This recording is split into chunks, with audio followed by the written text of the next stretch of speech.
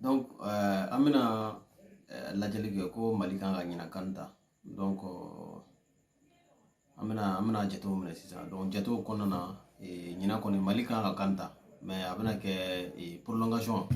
Donc n'i ye jatew jateminɛ i b'a sɔrɔ prolongation bɛ sɔn ka y'a la. Prolongation bɛ y'a la. Prolongation kɔnɔna na Mali bɛna a ka kani bido. Voilà, a bɛna kɛ match nul ye fɔlɔ la, a bɛ taa prolongation na. Kan bi kɔni bɛna don prolongation deuxième mi-temps na. Voilà. Donc mais sarakaw kɔni dogo de bɛ kɛ, sinon saraka t'a la. Ni ko kɔni ni bana ka ban.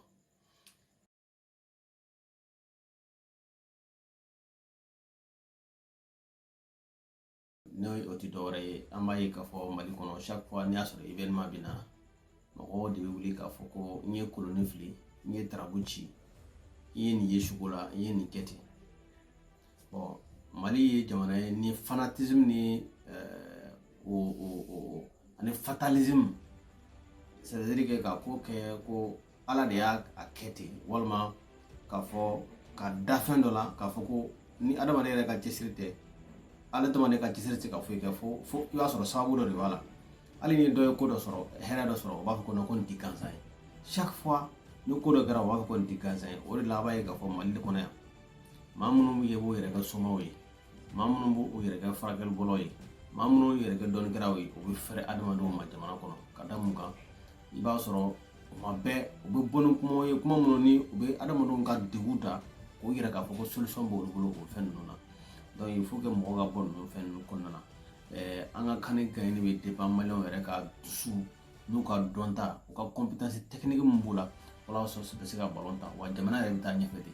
Jamana tɛ taa ɲɛ ni a sumaya baaraw ni ko a fɛn baara, non, baara de bɛ kɛ ten.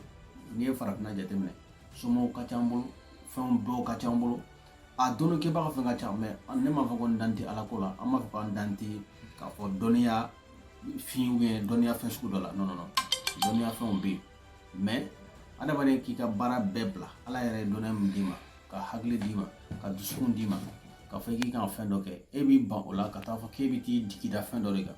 Ne yɛrɛ bolo o fɛn de kan ka na i ka baara dafa de. Ala ye hakili min d'i ma, i bɛna ala wele min kɛ, i bɛna cɛsiri min kɛ, i bɛna ɲɛɲinini min kɛ.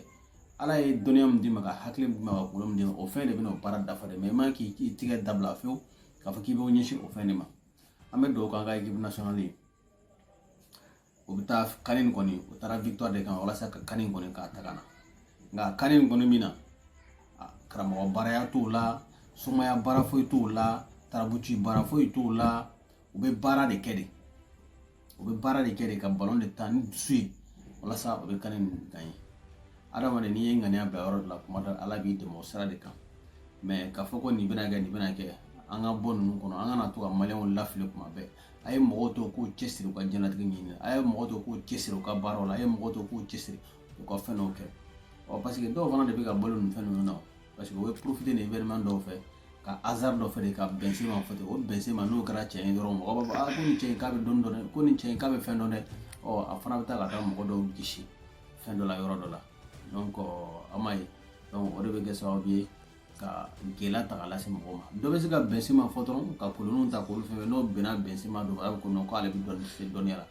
Donc o bɛ kɛ sababu ye ka aw kun ci. O de kosɔn arnaqueur bɛ mɔgɔ caman mago sara jamana in kɔnɔ. Donc an ka bɔ fɛn ninnu kɔrɔ, an ka baara kɛ, n'an y'a baara kɛ, an ka jamana bɛ taa ɲɛfɛ, an ka laɲini min ye a bɛ sabati. An kun bɔra ko o de fɔ aw ɲɛna, k'an bɛn siɲɛ wɛrɛ.